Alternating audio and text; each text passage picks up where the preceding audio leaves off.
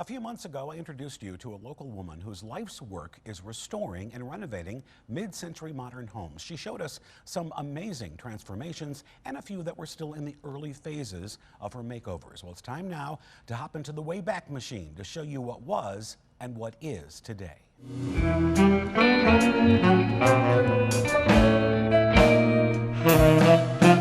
The design style is still white hot. Seems everyone now promotes and sells items that pay tribute to the mid-century look. And that is keeping self-described mid-century enthusiast Aletha Vandermaas very busy.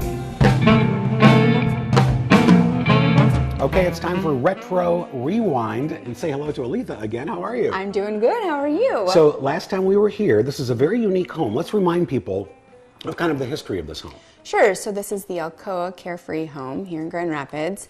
It was a prefabricated home that was shipped here and then installed and assembled on site. And unfortunately, the cost just went crazy. Yeah. So it wasn't a viable plan for homes after World War II. Because the original idea was this aluminum company wanted to get into the housing market, right? And thought that this would be a cheaper alternative for people, and it actually was the opposite effect. Correct. Yeah. So there weren't very many made. No. Or assembled, we should say. That's correct. Right? Right. And there's only 2 in Michigan. Yes, one here and one in Southfield. You were tasked with, it had an original kitchen, which was beautiful, and it was in great shape. Yeah. But for this growing family, it just didn't work. So they asked you almost the impossible task of keeping with the aesthetic and keeping with the vibe, but also updating it so that it's manageable and it's functional, right? Yeah, absolutely. And you were nervous. I was totally nervous. It was a scary project to take on because I didn't want to mess anything up. Right, right. Okay, I think you've done a fabulous job. Let's take a look. Absolutely stunning. Talk about what you did. Sure. So the original kitchen did not have a pantry, so that was our main goal, is to get a pantry. The original kitchen also had a small cooktop and a separate small 24-inch wall oven. So with a family who cooks a lot, especially on the weekends, they wanted a big cooking surface. So we put in a slightly larger than normal range so they can cook and put all the pans and pots on there. Right. We hid the microwave inside the pantry, so while it may not look like we have one, we do. Yep. And then they actually have room to store all their food now instead of... And it still looks like it's always been here.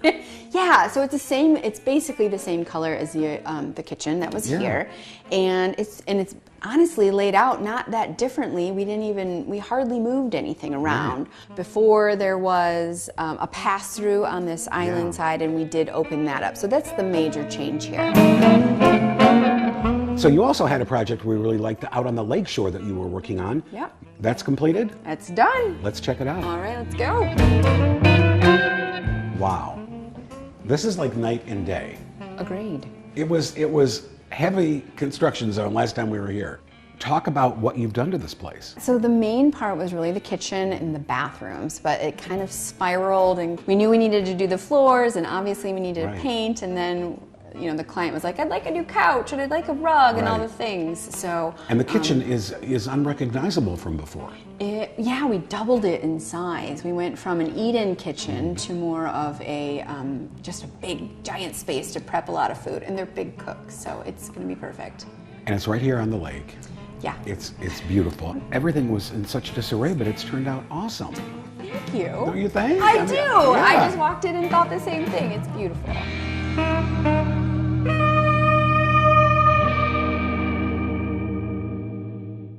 Did you like that cliffhanger? Yes, you are. Sorry about kept that. us in suspense. Yes, we had a little bit of a technical glitch there, but you get to see the reveals. In her next project, she has purchased a vintage retro small grocery store, and she's going to turn it into residence and residential office and residential space. So yeah, I love telling those kinds of stories. Oh, that house was just awesome. Yeah, and they make it again retro, modern. It looks old, but it's functional. That was the key. Absolutely. Thank you, Kurt. Sure.